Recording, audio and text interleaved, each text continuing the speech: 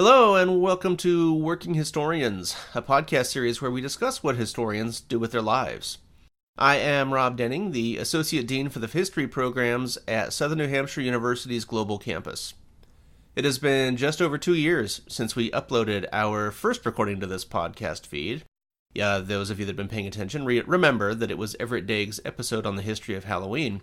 Since then, we have talked to dozens of historians about their careers and their research interests. Hopefully we have demystified the profession a bit and demonstrated some of the many ways that historians can enjoy rewarding careers inside and outside of academia.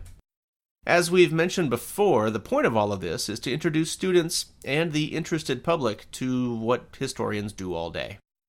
I apologize for the length of time since our last episode. My old bowling companion, James Fennessy, is off settling into a new job, and I just took over his old job as Dean of History, and suddenly we don't have as much time to do fun stuff, like, say, podcasts, as we used to.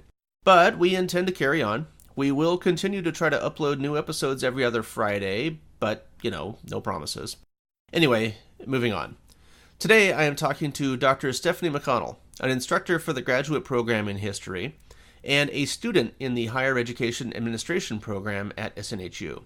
Today we will talk about Stephanie's academic and professional background, her research interests, and, generally, the working lives of historians. What is your name and what do you do?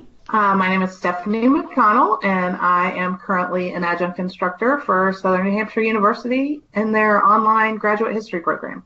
Well, that's great. Glad to have you here. And can you give us a little bit of your academic and professional background?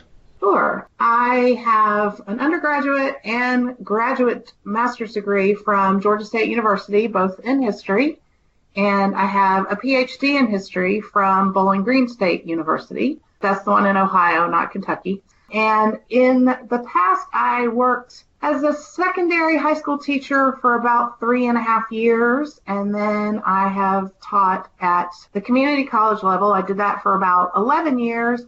And then I've been with SNHU since 2014. All right. When you were going to Bowling Green, you said you were working on your PhD. What was your dissertation research on? It evolved. For my master's thesis, I worked on the 1980 Olympic boycott. Being in Atlanta at the time, I was right down the street from the Carter Library. And so I did a lot of my research in the archives at the Carter Library. And as I got into graduate study in my PhD program, I really wanted to continue that, but I wanted it to be broader than just sports history, for lack of a better word. So I looked at the Olympic boycott as the beginning steps of the end of the Cold War. And I kind of carried through with Carter-Reagan policies that led to a lot of the sanctions and some of the high-tech technology withdrawal that the United States did regarding the Soviet Union, and kind of these steps leading up to the eventual end of the Cold War. How did the boycott contribute to that? Was it an indication that there was some profound tensions there that needed to be resolved? Or what do you see as the connection there? Well, what my argument is that we often, in reading in the Cold War historiography, we see a lot of comment about the Reagan administration, which makes sense. Then we hear a lot of comment about Gorbachev's policies and how they changed the Soviet Union internally.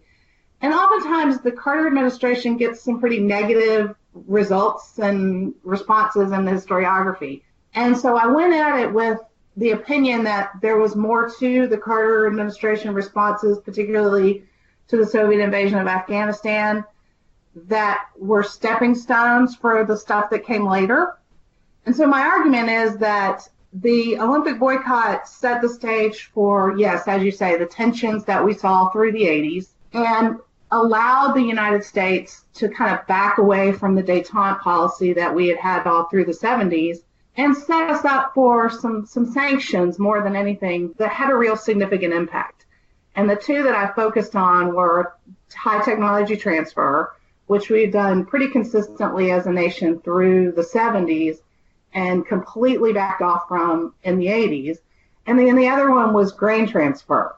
A lot of people don't realize that even though the Soviet Union was technically an American enemy during the Cold War, we were selling them enormous amounts of grain to help feed their population.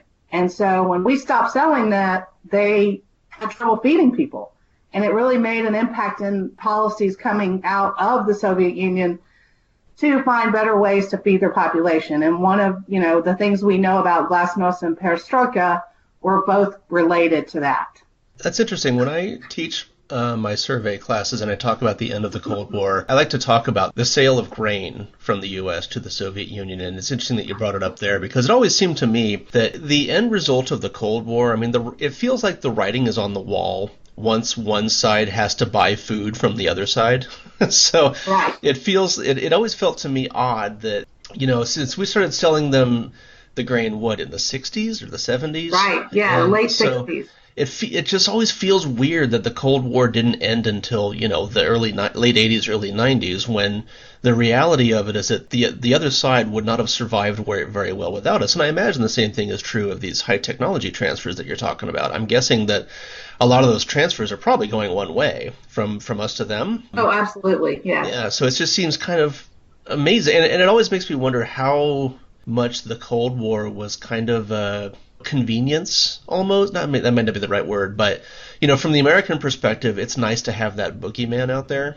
And so it's always kind of a question of how much was this hype versus actual capacity. And sure, they have nuclear weapons and all of that, but again, if we're the ones supplying them with food and with a lot of their technology, it doesn't feel like it's that big of a threat. But I don't know. I don't know if that's the kind of stuff you talk about in your dissertation.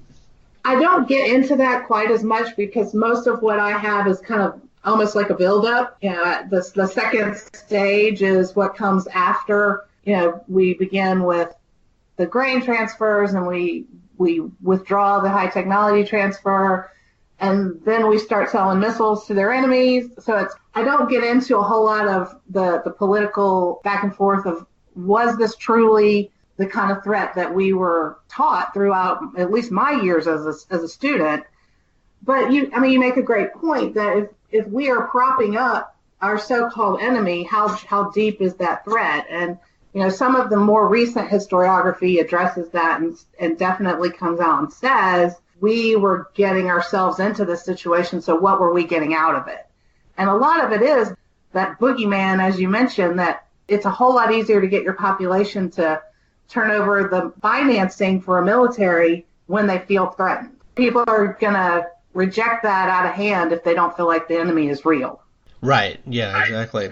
So when you're talking about this transition where we stopped selling them the grain and we stopped with the technology transfers, was that actually happening during the Carter years? When people talk about Reagan ending the Cold War, there's always a group of people that kind of pipe in and say, well, yes, but remember, Reagan was basically continuing the policies of the Carter years. Carter was actually the one that started the military buildup and all of that. So how do you see the relationship between the two administrations when it comes to your topic here? I would agree with that characterization. I think that as an immediate response to the Soviet invasion of Afghanistan in December of '79, the Carter administration started these policies, and a lot of them at the time were scorned in the media as things that wouldn't make a difference, that were just visual. But as a whole, as comprehensive policy, when you put them all together, and then add on top of that some of the policies of the Reagan administration, I think they work together. I don't think that it's as easy to say, oh, Reagan ended the Cold War or Gorbachev ended the Cold War. I think it's a longer term situation than that. And so I would agree with the idea that Reagan continued Carter's policies, and then he did add some things on that maybe were equally effective when they're all put together. He certainly made it, when it comes to his policy versus Carter's, he definitely added a bit more, what word am I looking for, menace to it, I suppose. The whole evil empire rhetoric and all of that. I mean, Carter's not the kind of guy that's going to throw around terms like evil empire, but Reagan went there with it. And so it's just a matter of like a kind of a good cop, bad cop type thing. Sure. And I mean, certainly the rhetoric from the Reagan administration was much stronger. And again, I think that has to do with personalities, but it also has to do, in my opinion, with the fact that Carter came into the presidency following this period of détente, and We were still not friends with the Soviet Union, but we weren't on the verge of a war either. And so he was walking, I think, a finer line.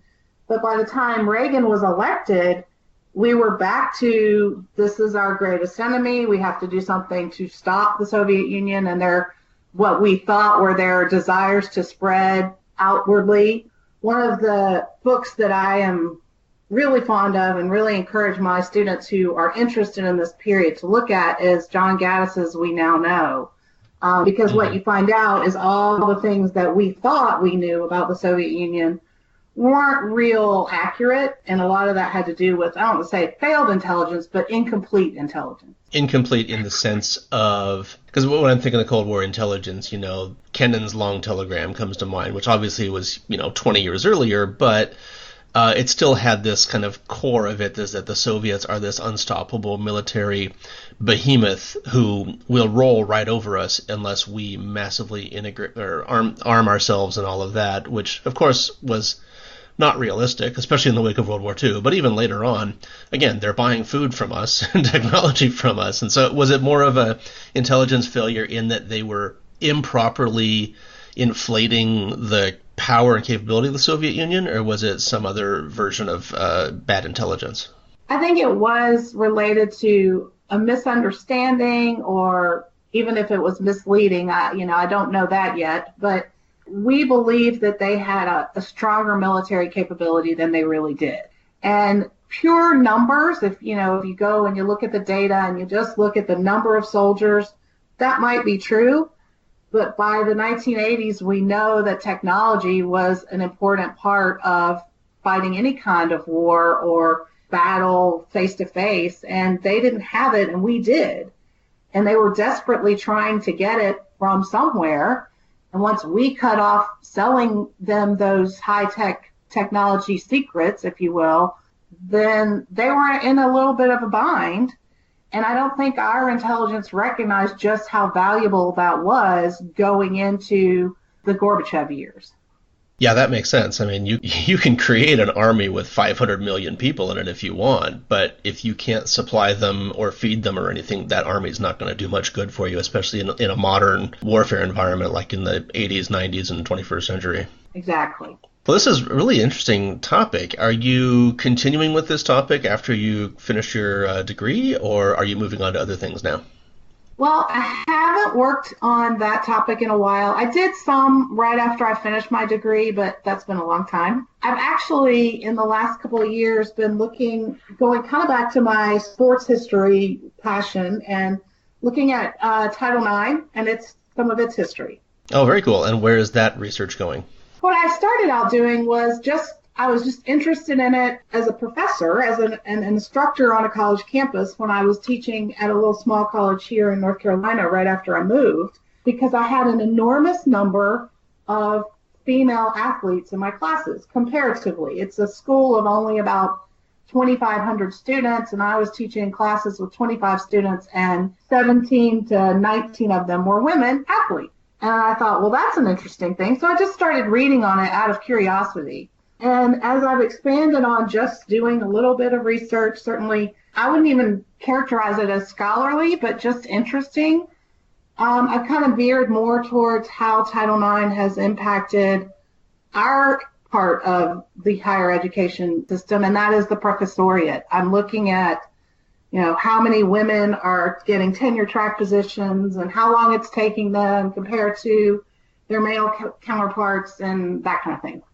That's great. That's something that the profession desperately needs. We need to have more analysis of what's happening along gender lines, and then also people of color, that kind of thing. I know that there's been kind of a concentrated effort, especially in groups like the AHA, the American Historical Association. They've had a series of articles and studies on trying to figure out who's getting PhDs, who's getting hired, who's getting tenure, geographically, where is that happening, education level, but also demographically, how is that working? And so I think this is a huge conversation for academia, history included, to have. So that's a great project, and hopefully you'll find something interesting to contribute to that.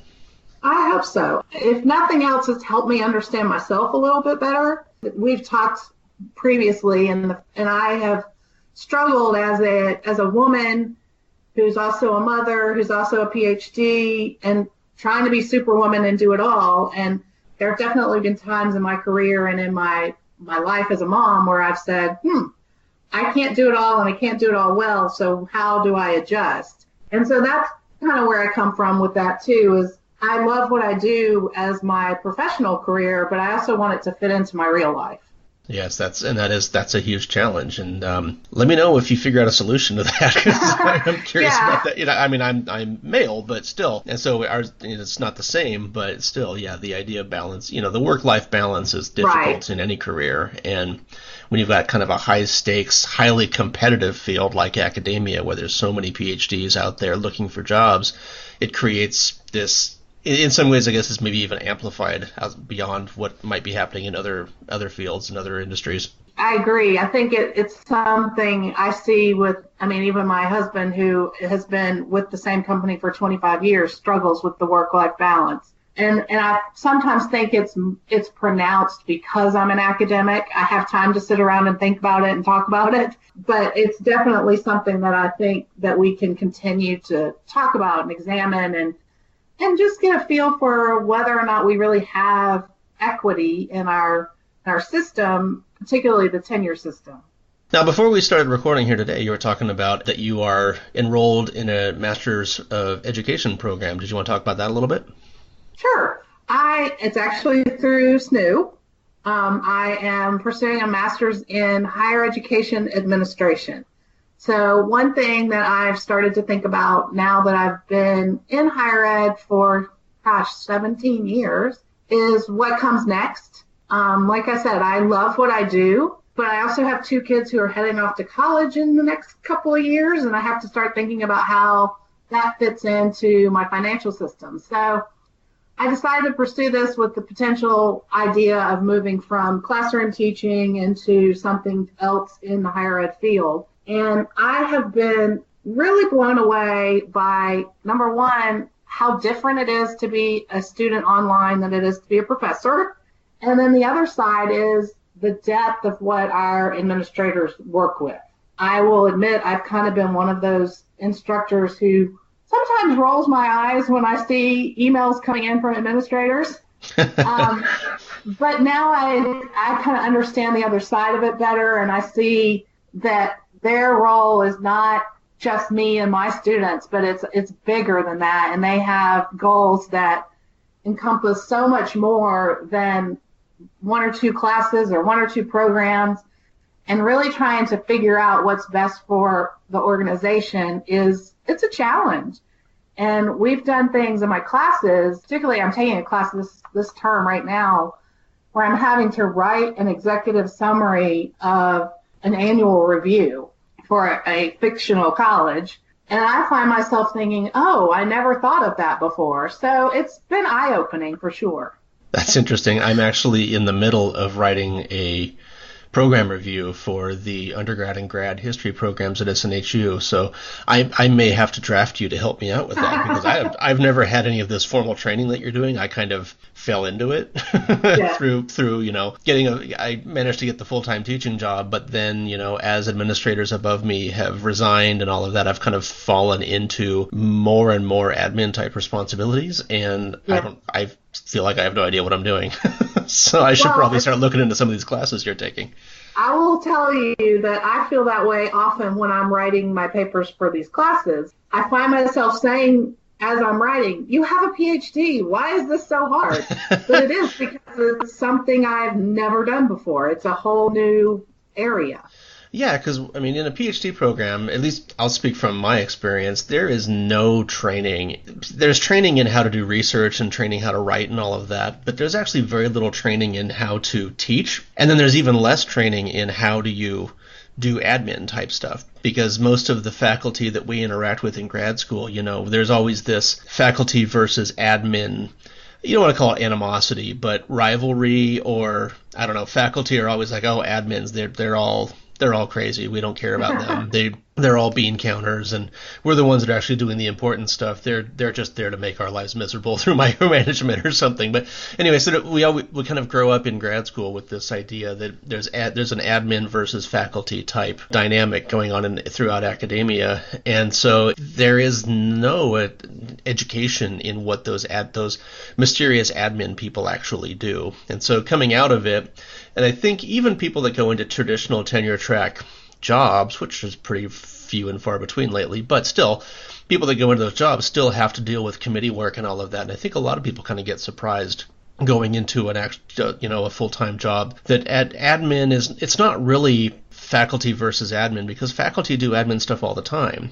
It's just you don't really get much training on that. And so that's great that you're doing some of that training formally. It probably should be required for a lot more of us. Well, I've found in my classes I've taken that with many of the students that are in there with me are on that same wavelength. They are on the admin side. And so in our discussions, when I kind of present my perspective from the instructor side of things, I get a lot of aha responses, like, I never realized that. And, oh, I guess we should talk to faculty more and see how they feel about these things. And in my mind, I think, well, that's logical, isn't it? But, it goes both ways. We don't, as instructors, as faculty, we don't always see their side of it, but I think it goes both ways. They don't always think about our side. So it's been an interesting ride seeing different dynamic and a different side of how higher ed works. Yeah, I read an article, this was a few months ago. I probably wouldn't be able to track it down even if I tried. But the article basically made the point that every faculty member should serve a stint in admin in some way, either as a department chair or an interim dean or something. They should always serve as some role in admin. And administrators should also regularly have to teach also, so that both sides can kind of understand better where the other side is coming from. And I suppose that's true for really in any industry. I mean, it always makes sense that, the bosses should have to work on the front line every now and then to get a sense of what the job is like. But it's interesting seeing that mentality start to get adopted in academia, because like I said, for so long there was kind of this admin versus faculty split, and it's interesting to see how it's being addressed now. Yes, I agree. I think that the idea that all of us kind of switch roles every now and then, because ultimately I hope our goal is to help our students when they leave, and being more aware of the whole organization, I think, can help any of us. So you are in kind of a unique position where you are an instructor at SNHU, but you're also a student at SNHU. I'm just curious, what is the experience like when you're looking, because you've been doing it from the professor side for a long time. How has your experience changed now that you're looking at it from a student perspective? I have always said, because I taught online even before I came to SNHU, and I've been teaching online now since 2007. And every time people say to me, how do you do that? And how do your students handle it? One of the things I've always said is you have to be self-motivated. Whether you're the instructor or the student, you've got to be able to say, okay, I've got these things I need to get done, and sit down and get them done.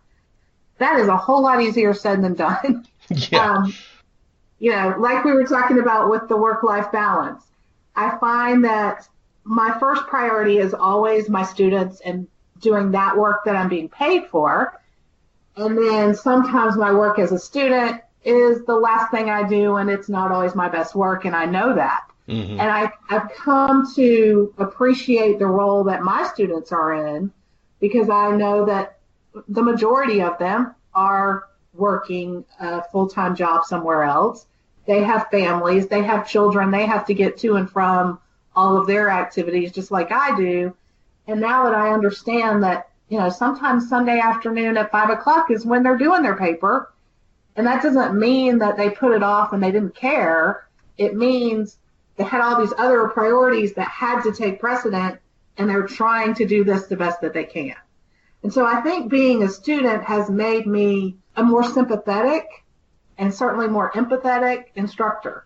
That's good. It's probably a lesson that everybody should learn every now and then, because it's really easy for us to get caught up in, in the real world, you'd get fired if you didn't come to class. Well, yeah, but the real world, an employment situation is different from a student situation, we can tell ourselves that we're trying to prepare them for the real students for the real world and all of that. But the reality is that employment, I know I hate using the term real world. I keep doing it, but you know what I mean, that people working in a job, the nature of going to work is going to create a different mindset for the person than going into a classroom or going on to Brightspace online.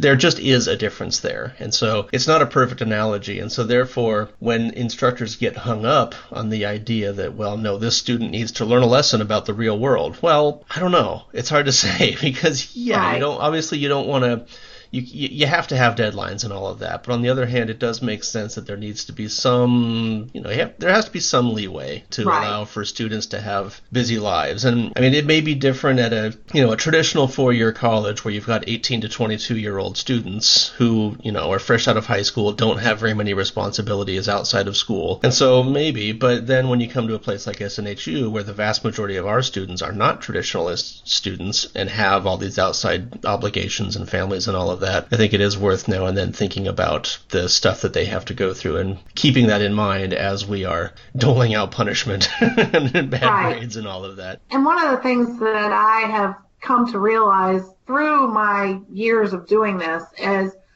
oftentimes the real world, as we call it, our students are already living in it. This is, for many of them, an add-on. They're getting a master's degree to improve their real world experience.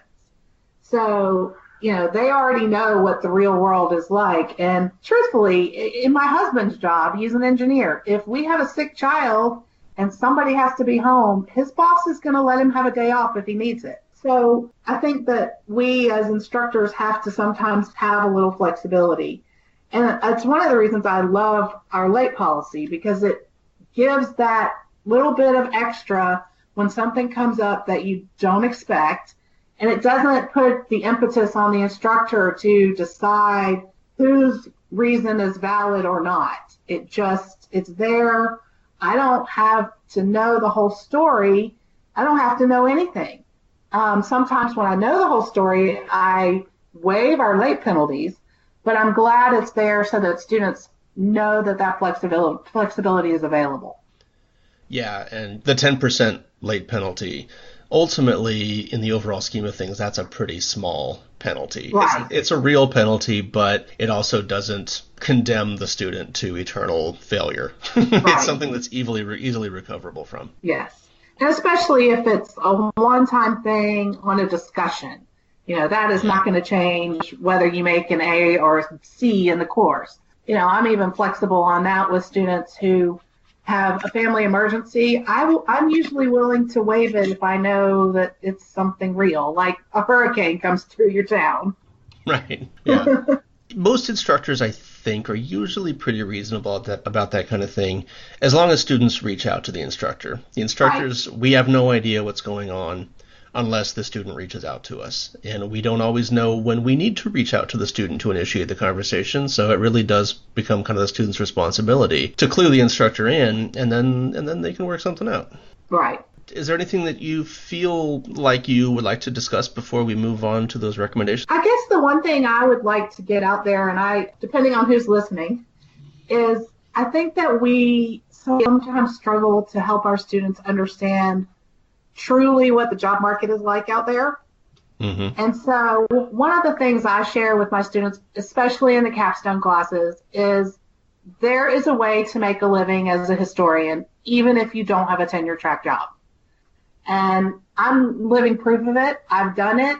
It may not be traditional, but it is quite a good gig. And I try to tell my students who are committed to looking for that very difficult to find job, there are other ways to do this, and some of them might even be better. And so I think that's one of the things that I would love to see our students have a better handle on, even those who think they're not going beyond the master's. That once you have this degree, there's quite an open door out there. You just got to look for it. That was one of the ideas that first sparked this podcast in the first place, was to try to figure out especially with SNHU, since we have so many instructors coming from so many different fields that are just teaching part-time for SNHU, we figured there's kind of a natural base there of knowledge of what people can do outside of traditional teaching jobs. And yes, I think that's become very apparent to me. I mean, I came out of the traditional academia, and so I was expected to do the tenure track job, and I found my way into this position at SNHU, so I kind of didn't really go those other routes, but all the people I've been talking to as part of this podcast series have demonstrated all the various ways that you can go with it. And so it's interesting to hear how people, even if they're not getting the tenure track job, they are finding other ways to capitalize on their skills as a historian to find lucrative and rewarding careers out there, whether it's as archaeologist or a museum specialist, or we've talked to so many different people on this podcast that take it in new ways, that it's great to hear that there are actually a lot of options out there, that the historian skills are not required solely for teaching or kind of in a traditional role, but there are alternative paths out there that people can take and actually use it and find rewarding careers. It's one of the most encouraging things I've gotten out of this whole podcast series. Yeah. I would imagine that there are quite a few of us, instructors in the department and throughout the SNHU system that have a lot to offer in that direction. And so it's great to get to talk to everybody. So I was glad I was able to talk to you. Did you think of anything that you'd like to recommend for us this week? Well, I don't know how the historians will respond, but I'm actually currently binging Man in the High Castle on Amazon Prime. I love the sort of alternative history and just, in my mind, thinking, what if? One of the first things that ever really got me interested in history as a youngster, probably 10 or 11 years old, was a comparison someone made along the way to Hitler and Napoleon, which as a sixth grader, that's probably very weird. But I constantly, from that point on, found myself reading books about the Nazis. And so I've really found this series kind of interesting to watch. As a historian, knowing it's all fictionalized, even more so than fictionalized, it is alternative history. It's been interesting to watch, and I love anything period drama with costumes. I've seen that advertised on Amazon Prime, and I thought that looked really cool. I just haven't gotten into it yet. Is that, if I have it right, is the basic storyline is something that there's an alternate universe where the Nazis win, but they somehow, like a newsreel from our timeline makes it there or something? Yes, that's exactly it. Oh, okay. And so they see that the Nazis lost in another reality, and that's kind of sparks a resistance movement or something? Yes, that's it exactly. Oh, very cool. And it's based on what was a science fiction book. I think they've gone a little further than the book did, where it ended. Yeah, I watched the first season when it was. I think it's been almost 2 years, and I was interested, but the second season has kind of really gotten into that resistance part of it, and I can't stop. My kids, they come in and they say, "You're watching that again?" That's awesome. Yeah, I'm going to definitely put that on my to-watch list. I've toyed with it a few times, but, when you're looking to start a whole new dramatic series like that, you're like, oh boy, where do I find the energy and the time and all that? But yes. I'll give it another look because it sounds really cool. Well, one of the benefits of our situation is I'm kind of a night owl. I don't have to get up quite as early as someone who has to be in an office every day. Right. So I usually do that after everyone else has gone to bed. Ooh, even better. My kids are teenagers. They could watch it, but I just like to do something that's all for me. Yeah, that's the other issue we run into is that I have an 8-year-old, and so right. I don't think that's probably going to be appropriate for him. Yes.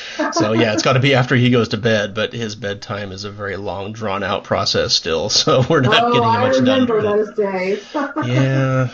Anyway. Well, I'm going to recommend some entertainment also. I'm going to recommend the movie First Man, which just came out mid-October, I think it was, starring Ryan Gosling, I think that's his name, as Neil Armstrong. And so it's a biopic of Neil Armstrong, but it's also, of course, talking about the NASA and the creation of the Gemini missions and the Apollo missions and him going to the moon and all of that. And so Neil Armstrong, from all accounts, was a very reserved, tight-lipped, kind of an uptight guy who didn't talk much, and that comes through very well in the movie.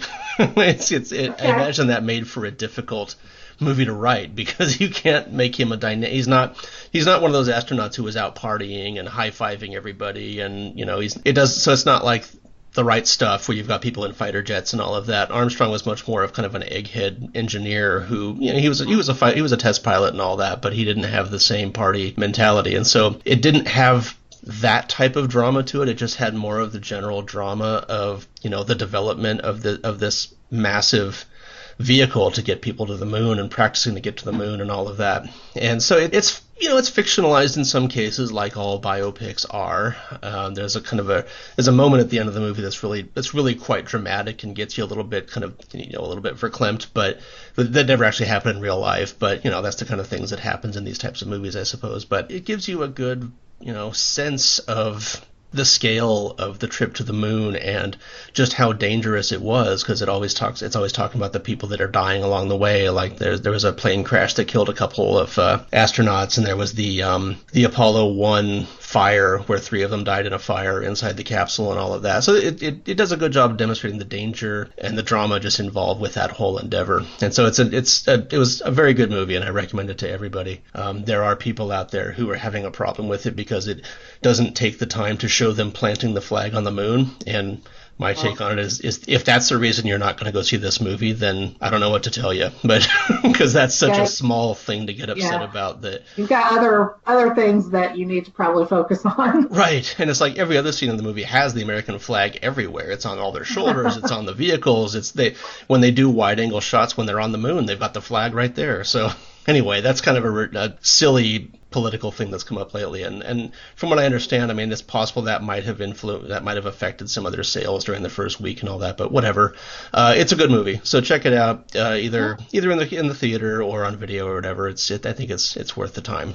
Yeah, it sounds like one I would enjoy. Yeah, my wife and I are huge space buffs. Okay. I think for spring break next year, we're going to go visit the Cape Canaveral site in Florida because we're nerds. We want to see the Saturn rocket down there. I can understand that. It's worth seeing. Been there. Yeah, I haven't been there before. I'm looking forward to it. We took our kids to Disney World last year for spring break. And while we were there, while we're here, we didn't tell you this part, but we're going to Cape Canaveral. Awesome. And our son is a big science nerd, so he loved every bit of it. Excellent. Yeah, I don't know if my son's that big a nerd yet or not, but we'll find out. Well, you can help him along the way. Oh yeah, his mom is overeducated and I'm overeducated, so he doesn't have a chance. All right, well, thank you for joining me today, Stephanie. Yeah, thanks so much. And thank you all for joining us today. If you have any questions or comments on this podcast or suggestions for future episodes, as always, send me an email at workinghistorians@gmail.com. For the missing James Fennessy and Stephanie McConnell, I am Rob Denning. Bye.